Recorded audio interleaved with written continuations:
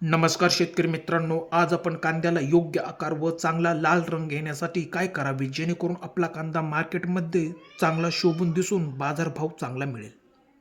जर तुम्ही हा व्हिडिओ सविस्तर पाहिला तर आपल्या कांदा रंग व गोलाकार होण्यासाठी खूप महत्त्वाची माहिती या व्हिडिओच्या माध्यमातून देणार आहे.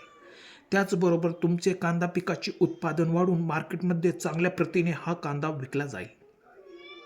मित्रांनो, आपला कांदा गडद लाल रंग होण्यासाठी आपण त्याला वेगवेगळ्या प्रकारची अन्नद्रव्ये देतो. विचार करा, तुम्ही आपल्या कांद्यासाठी नायट्रोजन, फॉस्फरस, पोटॅशियम हे जे अन्नद्रव्य आहेत तर त्याचा प्रामुख्याने आपण वापर करत असतो. परंतु त्यासाठी आपण दुय्यम अन्नद्रव्यांचा पण वापर करतो. बरेच शेतकरी सल्फर हे कांदा पिकाला लाल रंग येण्यासाठी प्रामुख्याने वापरतात. परंतु अजून गडद लाल रंग येण्यासाठी कांदा पिकाला दुसरे दुय्यम अन्नद्रव्यांची फार गरज असते. तुम्हाला माहीत असायला हवे. त्याच्यासोबतच मित्रांनो, विचार केला तर तुम्ही मॅग्नेशियम, आयर्न, झिंक त्याच्यासोबतच बोरॉन हे जे मूलभूत अन्नद्रव्य आहेत यांची पण आपल्या कांदा पिकाला फार गरज असते. त्याचबरोबर तुम्ही सल्फरसोबतच तुम्ही खत व्यवस्थापन करणार असाल तर प्रति एकरी 10 किलो मायक्रोन्यूट्रेट या खताचा वापर तुम्ही करू शकता. मित्रांनो, मायक्रोन्यूट्रिएंटमध्ये वेगळी टाईपची खते असतात. त्यामुळे तुम्ही कोणत्याही कंपनीचे नाव सांगणार नाही. तुम्ही मायक्रोन्यूट्रिएंट घेऊ शकता.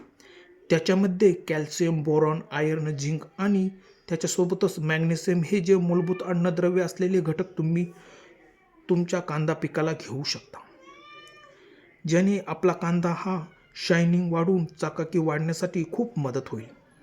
त्यानंतर खूप महत्त्वाचे म्हणजे आपला कांदा काढणीच्या वेळीस आपण कांदा उपटतो तेव्हा तो लगेच कापायचा नाही, तर तो 2 ते 3 दिवस तसाच कांद्याच्या पातीने झाकावा.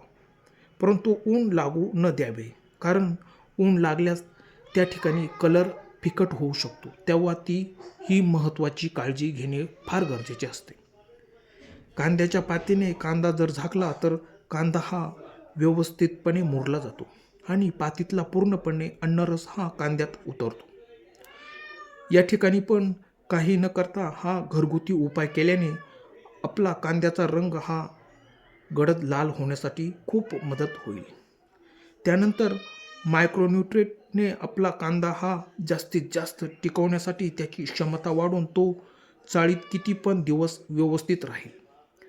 आशा करतो की व्हिडिओ आवडला असेल तर सबस्क्राईब करून लाईक, शेअर, कमेंट्स करा. तर धन्यवाद शेतकरी मित्रांनो.